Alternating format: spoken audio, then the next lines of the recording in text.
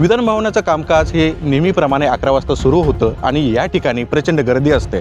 पाहायला गेले तर नियमाप्रमाणे सकाळी 8 नंतर प्रवेश दिला जातो, 7 नंतर सकाळी माध्यमांना प्रवेश दिला जातो, परंतु या ठिकाणी जी गर्दी तुम्ही पाहताय ते सकाळी 10 वाजल्यापासून 9 वाजल्यापासून सुरू होते, परंतु या ठिकाणी प्रचंड गर्दी काही वेळापूर्वी झालेले आपल्याला एकंदरीत चित्र पाहायला मिळालं। त्याचं मुख्यत्व कारण म्हणजे या ठिकाणी बॉम्बने उडवून देण्याची धमकी देण्यात आलेली आहे अशी माहिती मिळते। आणि विशेष जर पाहायला जर गेलं तर काही वेळापूर्वी बॉम्ब पथक जे आहे ते या ठिकाणी विधान भवनाच्या परिसरात दाखल झालेलं आहे। आता काही कर्मचाऱ्यांना जे आहे आणि काही मंत्र्यांचे शिपाई असतील, त्याचबरोबर सचिव असतील, खाजगी सचिव असतील, शासकीय सचिव असतील, त्यांना आता विधान भवनामध्ये प्रवेश दिला जातो आहे आणि हळूहळू त्यांच्या संपूर्ण प्रकरणामध्ये जे आहे ते माहिती घेऊन त्यांना सोडण्यात येत आहे। आतमध्ये विधान भवनामध्ये प्रवेश दिला जात आहे।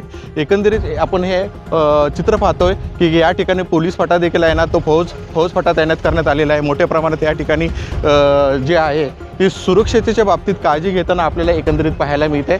आणि एकंदरीत पाहायला जर गेलं तर बॉम्ब पथक जे आलेलं आहे या ठिकाणी ती शोध मोहीम जी आहे ते आतमध्ये सुरू आहे। आणि एकंदरीतच या संपूर्ण घडामोडीवरती पाहायला जर गेलं तर अनेक लोक जे आहेत त्यांची देखील तपासणी करण्यात येत आहे।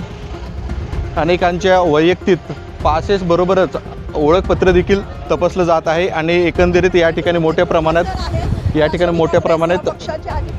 ठिकाणी पाहायला जर गेलं तर डाव्या साईडला पाहू शकता की आता लाईनीमध्ये प्रवेश दिला जात आहे, आतमध्ये सोडलं जात आहे।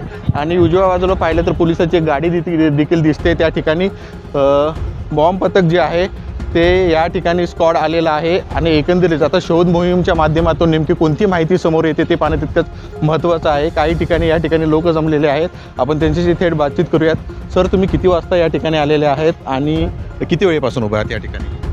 आम्ही लवकर आलो। किती वाजता आलात तुम्ही? 8:30 वाजता। 8:30 वाजता। तुमचं शासकीय कामासाठी आलं होतं की तुम्ही शासकीय व्यक्ती म्हणून या ठिकाणी उपस्थित झालेला आहात? कशासाठी, कोणत्या कामासाठी?